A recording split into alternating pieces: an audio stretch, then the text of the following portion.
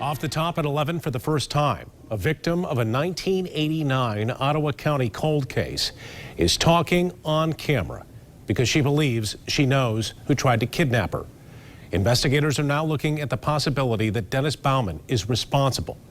Bauman currently locked up for another cold case out of Virginia, the 1980 murder of Kathleen Doyle.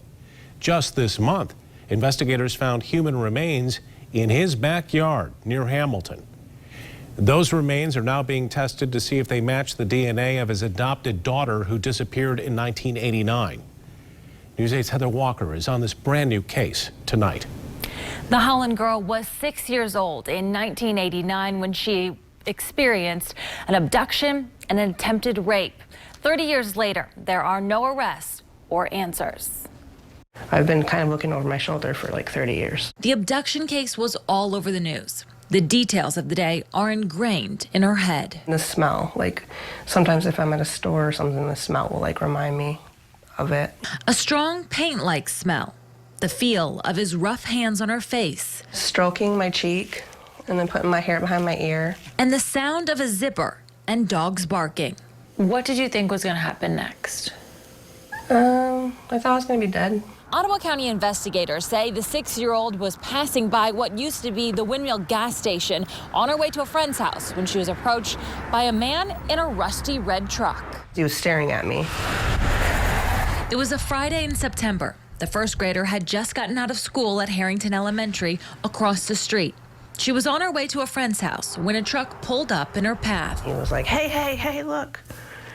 Look at this. And so it stopped. And then he was like, look back here, there's puppies. She says she was grabbed and placed in the stranger's pickup truck. And he said that your mom said that I could take you to go see some puppies.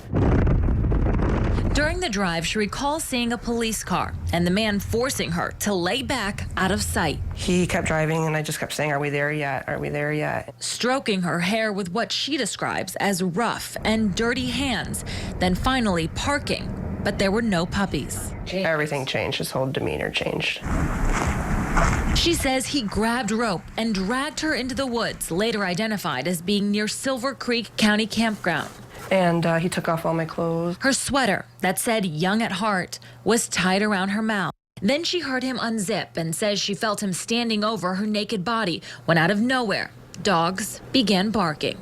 The man took off. She was able to untie herself and wave down a passing car who called 911. This is the sketch she helped create, and this is Bauman at the time. She learned that he was working in Holland not far from the abduction location, staining wood for boats. What percentage are you convinced that Dennis Bauman is responsible for your abduction? 99. A request was made to test the rope and the sweater from the crime for Bauman's DNA. Bauman has not been charged with anything connected to her crime. We did reach out to him for comment. He declined.